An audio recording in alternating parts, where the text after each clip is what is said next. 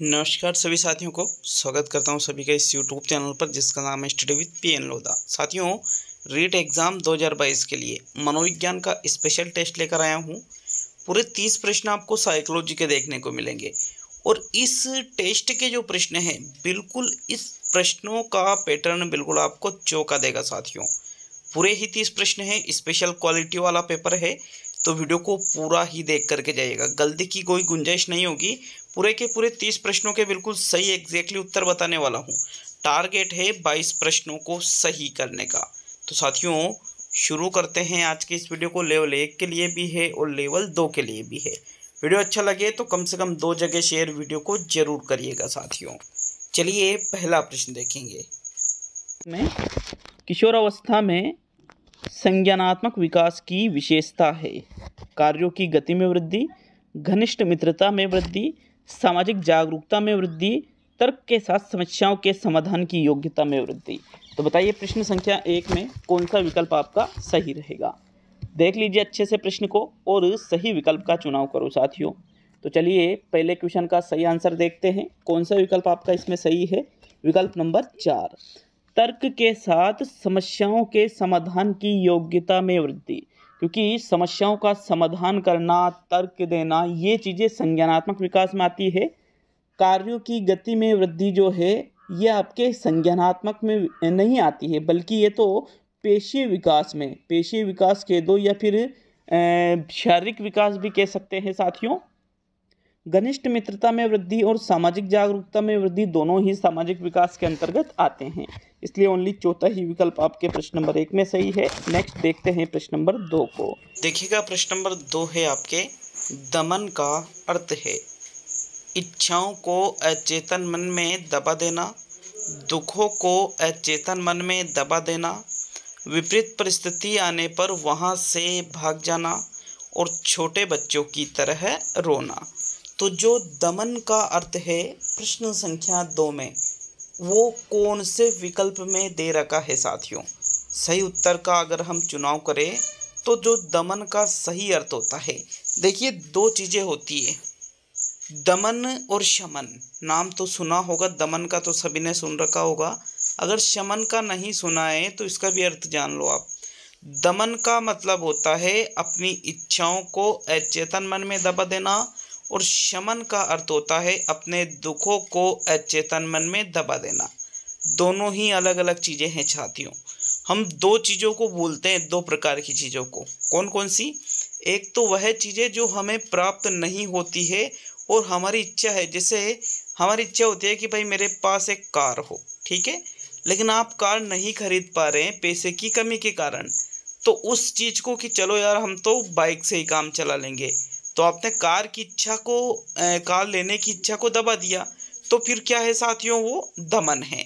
लेकिन अगर है आपका जो कोई ऐसा साथी जिससे आपकी बहुत ही गहरी दोस्ती थी, लेकिन किसी कारणवश वो इस दुनिया को छोड़कर चला गया, अब आपको उसकी बहुत ज़्यादा याद आती है, लेकिन कुछ समय बाद में आप उस चीज़ को भूलने की कोशिश करेंगे, तो वो जो दुख है, दुख वाली चीज़ों को हम जब दबाते हैं तो वो तो शमन, और अपनी जो इच्छा होती है उनको जब हम दबाते हैं वो दमन कहलाता है।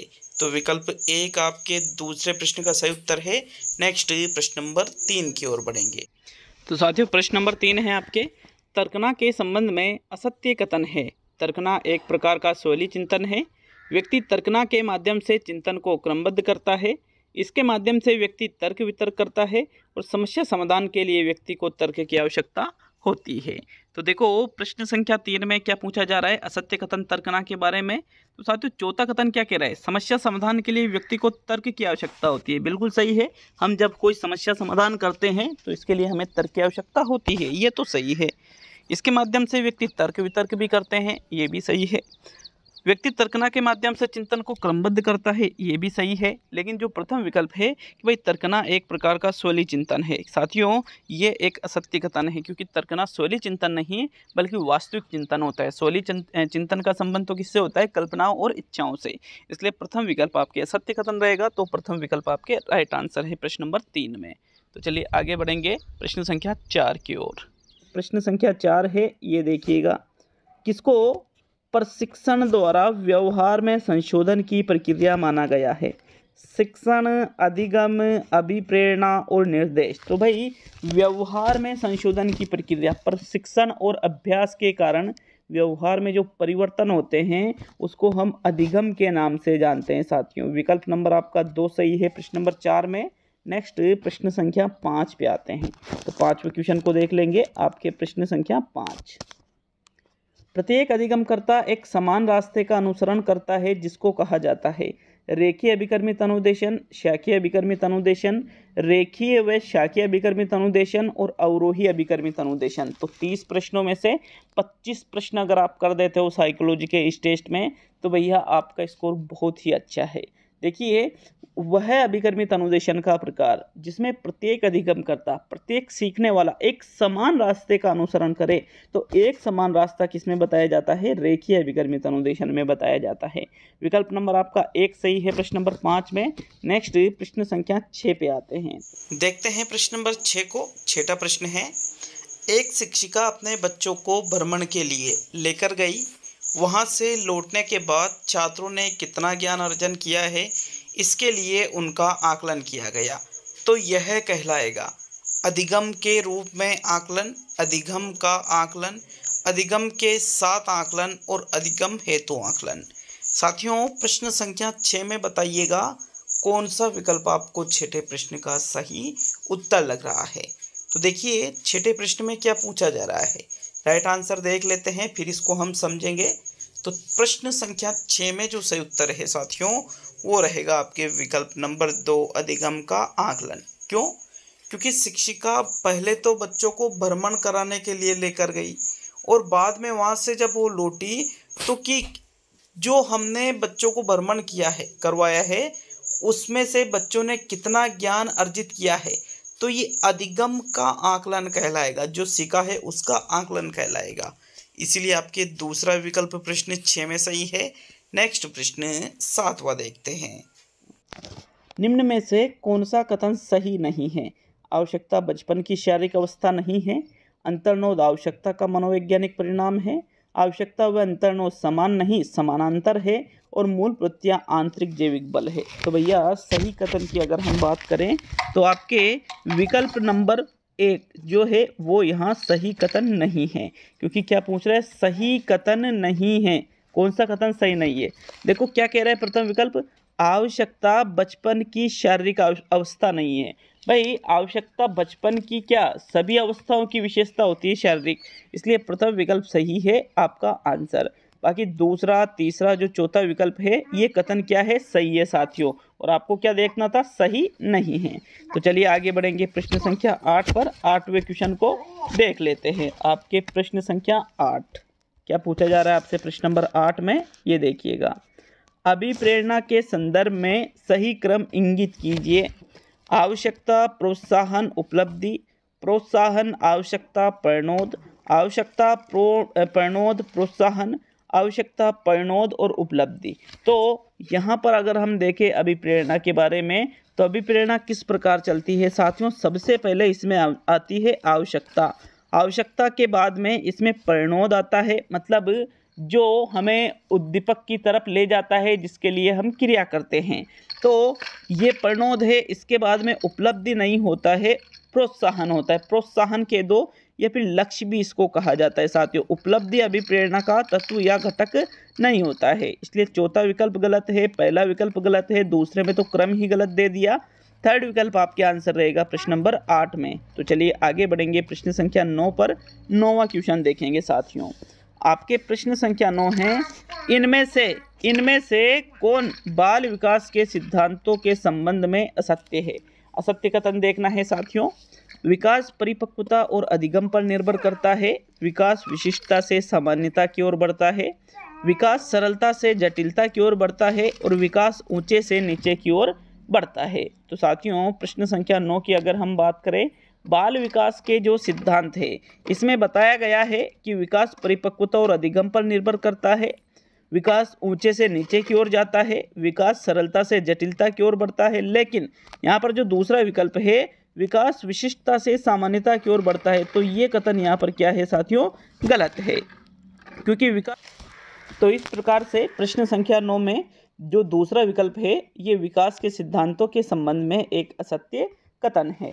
नेक्स्ट आगे बढ़ेंगे साथियों, प्रश्न संख्या 10 पर 10वां क्वेश्चन देखते हैं। आपके प्रश्न संख्या 10 है, EQ एवं IQ उदाहरण है, प्राप्त व प्रदत्त, मानक प्रदत्त, निकाले गए प्रदत्त और व्यक्तिगत प्रदत्त। तो भाई EQ का नाम सभी ने सुना होगा, IQ का नाम सभी ने सुना होगा। एक का संबंध संवेगात्मक बुद्धि से है, एक का संबंध बुद्धि से है। तो साथियों जो दोनों हैं, दोनों ही मानक प्रदत्त के ये उदाहरण हैं, मतलब माने हुए प्रदत्त है ये। विकल्प नंबर आपका 2 सही है प्रश्न संख्या 10 में। नेक्स्ट आगे बढ़ेंगे प्रश्न नंबर 11 पर। तो साथियों प्रश्न संख्या 11 है, व्यक्तित्व मापन की प्रश्नावली विधि के संबंध में असत्य कथन है। यह एक व्यक्तिगत विधि है, यह एक अप्रक्षेपी विधि है, इसके 4 प्रकार होते हैं और यह अचेतन मन का अध्ययन करती है। तो साथियों प्रश्नावली विधि सभी ने पढ़ रखी होगी। अगर हम बात करें तो यह व्यक्तिगत विधि होने के साथ साथ एक अप्रक्षेपी विधि है। साथियों पहला दूसरा कथन सत्य है। तीसरा कह रहा है कि इसके 4 प्रकार होते हैं, किसके? प्रश्नावली के। तो कौन कौन से 4 प्रकार होते हैं? एक तो चित्रित प्रश्नावली होती है, एक मिश्रित प्रश्नावली होती है, एक खुली प्रश्नावली होती है और एक बंद प्रश्नावली होती है। तो बिल्कुल प्रश्नावली के 4 प्रकार है, तो ये भी सत्य है। लेकिन तीसरा चौथा विकल्प कह रहा है यह अचेतन मन का अध्ययन करती है। तो ये कथन गलत है, क्योंकि प्रश्नावली विधि में अचेतन मन का अध्ययन नहीं किया जाता है साथियों, बल्कि चेतन मन के आधार पर यह व्यक्तित्व का मापन करती है। अतः 11वें प्रश्न में आपके चौथा विकल्प सही है। नेक्स्ट प्रश्न नंबर 12 की ओर बढ़ेंगे। संख्या 12 है, सबलीकरण है। सबलीकरण के बारे में आपसे पूछा जा रहा है। तो पहला विकल्प देखिएगा, उद्दीपक जो उस अनुक्रिया की आवृत्ति को बढ़ाता है, उद्दीपक जो उसकी आवृत्ति को कम करता है, उद्दीपक जो उस अनुक्रिया की आवृत्ति को बढ़ाता है अथवा कम करता है, और उद्दीपक जो उस अनुक्रिया की आवृत्ति को न तो कम करता है न बढ़ाता है। तो भाई सबलीकरण का अर्थ यहाँ पर किससे लिया जाएगा? सबलीकरण मतलब रीइंफोर्समेंट ही कहलाता है पुनर्बलन। तो साथियों पुनर्बलन में अनुक्रिया को कम नहीं किया जाता है बल्कि बढ़ाया जाता है, इसलिए दूसरा और तीसरा विकल्प गलत है। आपके यहाँ पर जो प्रथम विकल्प है यही आपका सही आंसर है साथियों। तो चलिए 13वें क्वेश्चन को देख लेते हैं। अच्छा इस प्रश्न में अगर डाउट हो तो कमेंट कर सकते हो, बट सबलीकरण का मतलब तो आप भी समझ सकते हो, अनुक्रिया को कम करने के लिए थोड़ी किया जाता है साथियों, सबलीकरण बढ़ाने के लिए किया जाता है, इसलिए यहाँ ओनली प्रथम विकल्प आपके सही माना जाएगा। तो चलिए आगे बढ़ेंगे प्रश्न संख्या 13 की ओर। 13वां क्वेश्चन देख लेते हैं। रक्षा तंत्र बहुत सहायता करता है हिंसा से निपटने में, थकान से निपटने में, दबाव से निपटने में और अजनबियों से निपटने में। तो भाई जो रक्षा तंत्र हमारा होता है, जो रक्षात्मक युक्तियाँ हमारी प्रयोग में लाई जाती है, ये किसमें सहायता करती है? हमें दबाव से निपटने में हमारी सहायता करती है। विकल्प नंबर आपका 2 सही है 13वें प्रश्न में। नेक्स्ट आगे बढ़ेंगे प्रश्न संख्या 14 की ओर। तो चलिए 14वें क्वेश्चन को देख लेते हैं।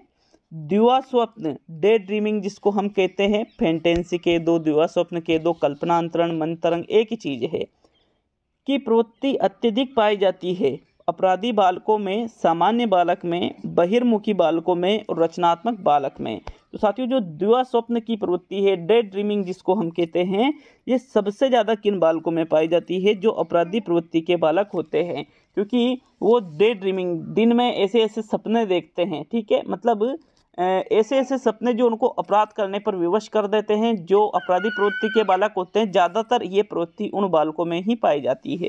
तो विकल्प नंबर आपका 1 सही है प्रश्न नंबर 14 में। नेक्स्ट प्रश्न संख्या 15 पे आते हैं। तो 15वें क्वेश्चन को देखेंगे।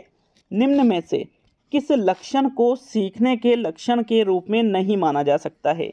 व्यवहार का अध्ययन सीखना है, अनअधिगम भी सीखने का हिस्सा है, सीखना एक प्रक्रिया है जो व्यवहार में मध्यस्थता करती है, और सीखना कुछ ऐसी चीज़ है जो कुछ अनुभवों के परिणाम स्वरूप घटित होती है। तो भैया कौन सा विकल्प आपके इसमें सही रहेगा? प्रश्न नंबर 15 में देख लीजिए अच्छी तरह से विकल्पों को और फिर सही विकल्प का चुनाव कर लीजिएगा। तो 15वें क्वेश्चन में जो राइट आंसर है वो है व्यवहार का अध्ययन सीखना है। तो व्यवहार के अध्ययन को सीखना नहीं कहते हैं, व्यवहार का अध्ययन करना थोड़ी सीखना होता है साथियों। मान लो व्यवहार करने से कोई अपन व्यवहार करते हैं उससे जो व्यवहार में परिवर्तन आता है वो होता है ना सीखना। अध्ययन करने से ही क्या सीखना हो जाएगा? नहीं होगा।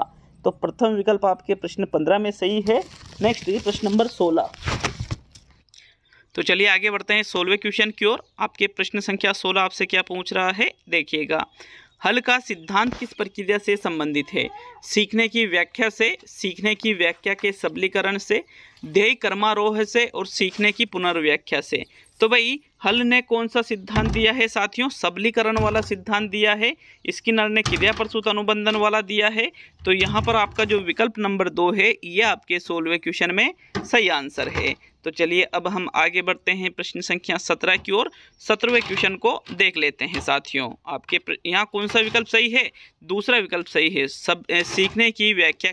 तो साथियों 17वें क्वेश्चन में आपसे पूछ रहा है, एक बालक की संज्ञानात्मक शक्तियाँ जैसे कल्पना शक्ति, शक्ति बुद्धि, निर्णय लेने की क्षमता आदि के संबंध में बालक के शारीरिक विकास से संबंध है, बालक के सामाजिक विकास से संबंधित है, बालक के सर्वांगीण विकास से संबंधित है और बालक के मानसिक विकास से संबंधित है। तो बताइए प्रश्न नंबर 17 में कौन सा विकल्प आपका सही रहेगा?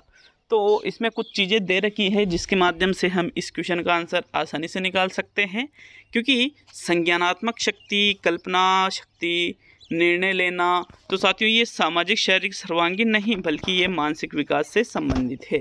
चौथा विकल्प आपके 17वें प्रश्न में सही है। नेक्स्ट आगे बढ़ेंगे प्रश्न नंबर 18 पर। तो 18वां क्वेश्चन देखेंगे, निम्न में से कौन सा कथन गलत नहीं है? क्रियात्मक अनुसंधान के परिणामों को सामान्यीकृत नहीं किया जा सकता है। गलत नहीं है ये देखना है, ठीक है। क्रियात्मक अनुसंधान के परिणामों को सामान्यीकृत किया जा सकता है। क्रियात्मक अनुसंधान के परिणाम पर विश्वास नहीं किया जा सकता है। क्रियात्मक अनुसंधान के परिणाम हमेशा वैध होते हैं। तो भैया गलत नहीं है का मतलब क्या हुआ? गलत नहीं है मतलब जो सही कथन है। तो सही कथन कौन सा है? पहली चीज, क्रियात्मक अनुसंधान के परिणाम पर विश्वास नहीं कर सकते हो क्या? कर तो सकते हैं, विश्वास तो कर सकते हैं। तो ये तो गलत नहीं है भाई। ये तो क्या है साथियों? मतलब गलत नहीं है मतलब सही है। गलत नहीं है का मतलब सही है। तो ये क्या सही है? नहीं है साथियों, ये सही नहीं है। क्रियात्मक अनुसंधान के परिणाम हमेशा वैध होते हैं, हमेशा वैध होते हैं ऐसा भी जरूरी नहीं है, इसलिए ये भी गलत हो गया। क्रियात्मक अनुसंधान के परिणामों को सामान्यीकृत किया जा सकता, नहीं किया जा सकता, तो दो चीज़ें हैं। तो यहाँ पर जो राइट आंसर है वो रहेगा विकल्प नंबर 1, क्रियात्मक अनुसंधान के परिणामों को सामान्यीकृत नहीं किया जा सकता है। क्यों? क्योंकि सामान्यीकृत हम किसको करते हैं? जो परीक्षण मानक होते हैं, और ये मानक नहीं होता है, ये वैज्ञानिक परीक्षण नहीं है, वैज्ञानिक विश्लेषण इसमें नहीं किया जाता है। इसलिए प्रथम विकल्प आपके 18वें क्वेश्चन में सही है, क्योंकि ये कथन गलत नहीं है। 18वें में क्रियात्मक अनुसंधान के परिणामों को आप सामान्यीकृत नहीं कर सकते हो, ये एकदम सही कथन है, ये गलत नहीं है। तो चलिए आगे बढ़ेंगे प्रश्न नंबर 19 पर। प्रथम विकल्प यहाँ सही है। 19वां क्वेश्चन है, अधिगम एक प्रविधि है तथ्यों को याद करने की, पाठ्य पुस्तक में दिए गए विषय को याद करने की, अनुभव द्वारा अर्थ निर्माण की और परीक्षा की तैयारी की। तो भाई अधिगम परीक्षा की तैयारी नहीं है, तथ्यों को याद करना अधिगम नहीं है, पाठ्य पुस्तक में दिए गए विषय को याद करना नहीं है, बल्कि अनुभव द्वारा अर्थ का निर्माण करना, अनुभव द्वारा, ठीक है, सीख करके। तो साथियों वही अधिगम कहलाता है। विकल्प 3 सही है प्रश्न नंबर 19 में। नेक्स्ट प्रश्न संख्या 20 पे आते हैं। तो साथियों 20वें नंबर का प्रश्न है आपके, निम्न में से कौन सी अधिगम की विशेषता नहीं है? ठीक है, पढ़ ले अच्छे से प्रश्न को। अब विकल्प को देखेंगे। अधिगम जीवन पर्यंत चलने वाली प्रक्रिया है, अधिगम एक सार्वभौमिक प्रक्रिया है, अधिगम उचित समायोजन में सहायक है, और अधिगम नवीन ज्ञान का अर्जन मात्र है। कौन सा विकल्प आपके यहाँ अधिगम की विशेषता में नहीं आएगा? सही आंसर का चुनाव करो। तो देखो 20वें क्वेश्चन में जो राइट आंसर है वो रहेगा विकल्प नंबर 4, अधिगम नवीन ज्ञान का अर्जन मात्र है। ये अधिगम की विशेषताओं में नहीं आता है साथियों, क्योंकि नवीन ज्ञान मात्र का अर्जन करना ही अधिगम नहीं कहलाता है। अधिगम जीवन पर्यंत चलने वाली प्रक्रिया मानी जाती है, सार्वभौमिक सभी जगह होती है, उचित समायोजन में सहायक है। ये तीनों चीज़ें तो सही है, लेकिन चौथा विकल्प जो है ये गलत है अधिगम के बारे में। इसलिए विकल्प नंबर 4 आपके प्रश्न 20 में सही है। नेक्स्ट आगे बढ़ेंगे प्रश्न संख्या 21 पर। तो 21वें क्वेश्चन को देख लेते हैं। विकास के संदर्भ में निम्न में से कौन सा कथन सही है? ठीक है, विकास बहुआयामी होता है, विकास की दर सभी संस्कृतियों में सभी के लिए समान होती है, विकास केवल विद्यालय में होने वाले अधिगम से ही होता है और विकास किशोरावस्था में ही होता है।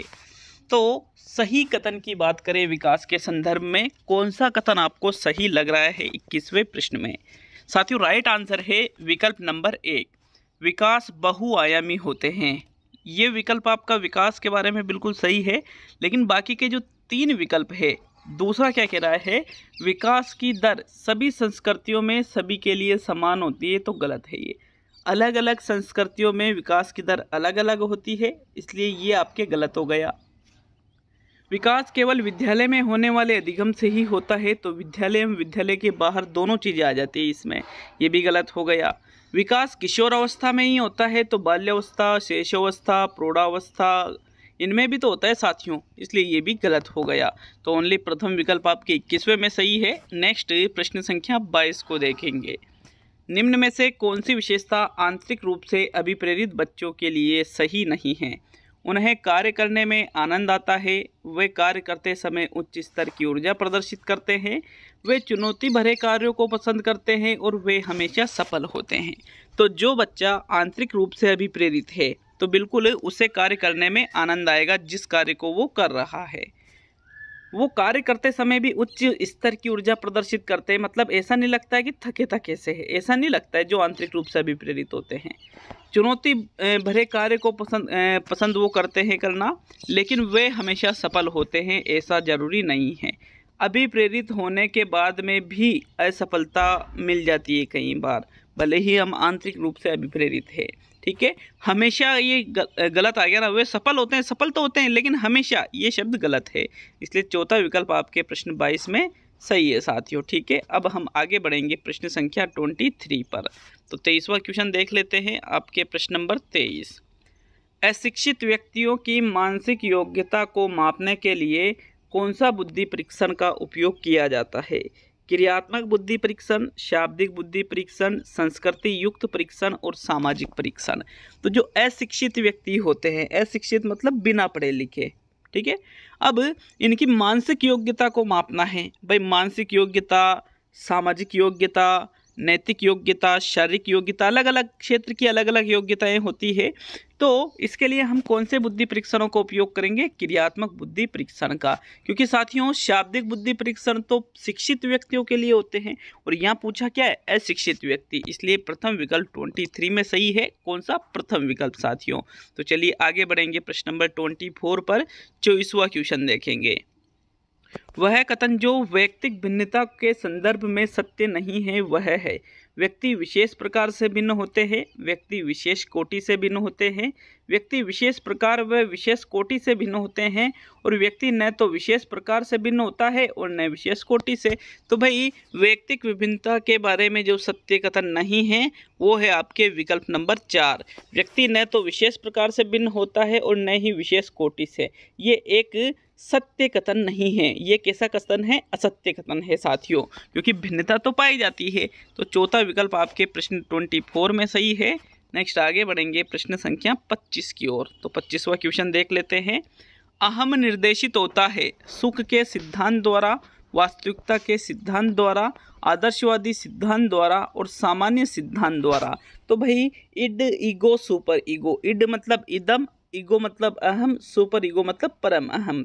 सब ने अच्छी तरह से पढ़ रखा होगा। अब तो लास्ट टाइम चल रहा है तो सभी को ये चीज़ें तो नॉर्मली याद ही है। तो भाई अहम का जो सिद्धांत है ये किसके द्वारा निर्देशित होता है? वास्तविकता के सिद्धांत द्वारा। मतलब जो चीज़ें रियलिटी वास्तविक दुनिया में होती है अहम उससे चलता है। जो सुख के सिद्धांत द्वारा सुख का जो सिद्धांत है ये इड से संबंधित है इसका। तो जो इड है ये किससे निर्देशित होता है? सुख के सिद्धांत से। जो आदर्शवादी सिद्धांत है तो साथियों जो देवीय व्यक्तित्व जिनका होता है, देवताओं के समान नैतिकता ज़्यादा पाई जाती है, लोभ लालच नहीं पाया जाता है, तो वो आदर्शवादी सिद्धांत द्वारा निर्देशित होता है। कौन होता है?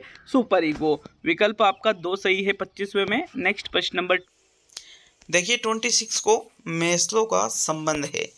विकल्प है आपके आवश्यकता पदानुक्रम के सिद्धांत से है, दूसरा है सामाजिक अधिगम के सिद्धांत से है, तीसरा है मनोविश्लेषणवाद के सिद्धांत से है और चौथा है संज्ञानात्मक सिद्धांत से है। तो इनमें से मेस्लो का संबंध किससे है? 26 में बताना है आपको सही उत्तर साथियों। सही उत्तर अगर हम देखें तो देखो, संज्ञानात्मक अधिगम का सिद्धांत तो किसने दिया था? संज्ञानात्मक विकास का सिद्धांत जीन पियाजे ने दिया था, तो ये आपका आंसर नहीं है। मनोविश्लेषणवाद का सिद्धांत किसने दिया था? तो ये सिगमंड फ्रायड ने दिया था, ये भी आपका आंसर नहीं है। सामाजिक अधिगम का सिद्धांत किसने दिया था? तो ये सिद्धांत बंडूरा के द्वारा दिया गया था साथियों, तो ये भी आपका आंसर नहीं है। तो कौन सा विकल्प बचा आपके? प्रथम विकल्प जो है आवश्यकता पदानुक्रम का सिद्धांत, ये मेस्लो के द्वारा दिया गया था, अतः ये किससे संबंधित है? मेस्लो से। तो विकल्प 1 आपके 26 में सही है साथियों। मेस्लो ने अपने सिद्धांत में कुल 5 आवश्यकताओं का उल्लेख किया है, जो क्या निम्नलिखित है। सबसे पहले इन्होंने शारीरिक आवश्यकता बताई है, फिर इन्होंने सुरक्षा की आवश्यकता बताई है, फिर इन्होंने प्रेम की आवश्यकता बताई है, फिर इन्होंने सम्मान की आवश्यकता बताई है, और सबसे अंत में आत्म सिद्धि की आवश्यकता बताई है। तो इस प्रकार ये क्रम आपको बिल्कुल याद रखना है। विकल्प 1 ही आपके 26 का सही आंसर है।